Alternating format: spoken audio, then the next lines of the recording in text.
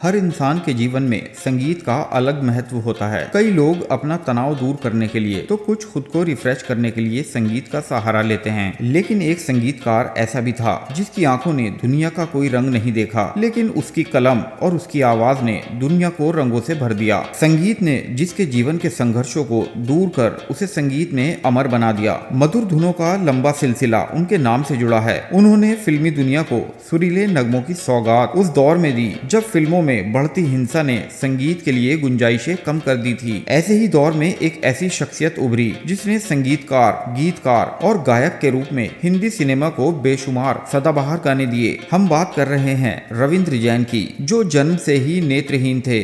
उनके पिता ने उन्हें संगीत की शिक्षा दिलाने का निर्णय लिया, जिससे रविंद्र जी को बहुत सुकून मिला और उन्होंने इसे ही अपना जीवन बना लिया। रविंद्र जैन जी ने अपनी शारीरिक विफलता के बावजूद संगीत के माध्यम से लोगों के मन में अपनी जगह बनाई। रविंद्र जैन एक सुप्रसिद्ध गायक, गीतकार, संगीतकार और संगीत निर्देशक थे, जिनका जन्म 28 फरवरी 1944 को उत्तर प्रदेश के अलीगढ़ शहर में कनवरीगंज नामक इलाके में हुआ था। उनके पूर्वज राजस्थान के जैसलमेर से यहाँ आए थे। इनके पिता इंद्रमणि जैन, जो कि संस्कृत पंडित और आयुर्वेदिक डॉक्टर थे। इनकी माता किरण जैन एक गृहिणी थी। रविंद्र जी के 6 भाई और एक बहन थी। जब रविंद्र जी का जन्म हुआ तो एक दिन बाद भी उनकी आंखें नहीं खुली। तब डॉक्टर ने सर्जरी के जरिए उनकी आंखें खोली, लेकिन उन्हें तब भी दिखाई नहीं देता था। रविंद्र जी की शुरुआती शिक्षा अलीगढ़ विश्वविद्यालय के ब्लाइंड स्कूल में हुई थी। 4 साल की उम्र में ही उनके पिता ने उनकी संगीत की शिक्षा की व्यवस्था की, जिसके लिए उन्हें मिनी हारमोनियम दिलाया। उन्होंने GL जैन, नाथुराम शर्मा और जनार्दन शर्मा जैसे दिग्गजों से संगीत की शिक्षा ली। उसके बाद रविंद्र जी अपने चचेरे भाई के कहने पर कोलकाता आ गए। वहाँ उन्होंने 10 साल तक संगीत की आगे की शिक्षा ली। कोलकाता में ही रविंद्र जी ने 5 रेडियो स्टेशनों पर ऑडिशन दिया, लेकिन उन्हें नकार दिया गया। वे कोलकाता में अपने पहले ब्रेक के लिए प्रयास कर रहे थे। तब उनके दोस्त निर्माता राधेश्याम झुनझुनवाला ने रविंद्र जी को अपनी आने वाली फिल्म के लिए संगीत देने के लिए कहा। रविंद्र जी 19 सितंबर 1969 को